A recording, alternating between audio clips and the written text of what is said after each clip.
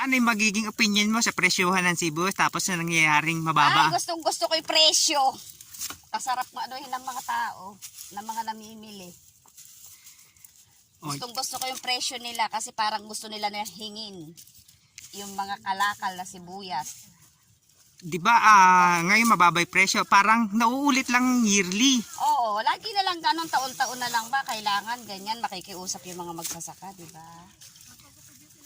Kaya nga, nakikiusap yung magsasaka na Yun ang nahihirapan yung pa yung mga nakikiusap. na pakinggan naman sana ng mga nasa posisyon.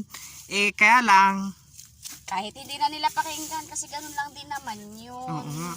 Alam naman na nila yun, di ba? yes, Oh.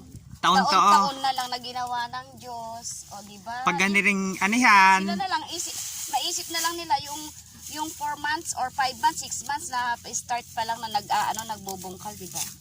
kaya nga.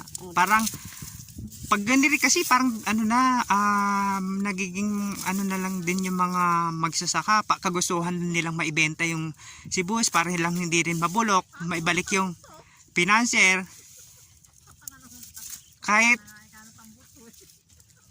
Kahit gutal-gutal, papatusin na ni farmers para lang maibenta yung sibuyas. Tama ba, Ate Teta? Oo naman, syempre, kaysa naman sa mabulok, o di ba?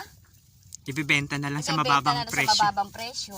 O, tapos okay siya sasabihin nung o sige ibigay na, o sige ibenta na, o sige na. Kasi kesa tapos para maibalik lang yung nagastos nung financer kasi nga ang nahirapan, pero yung paghihirap ng mga magsasaka wala na ring nangyari, di ba? Wala nang saysay kasi nga. Oo. Makuyain mo, hindi na nakatulong yung mga nagsasaka. Puro doon na lang nakapokus. Hindi na nakaano sa ng pamilya, sa mga gastusin, sa mga kasi doon na lang gusto nila gumanda yung mga aanihin.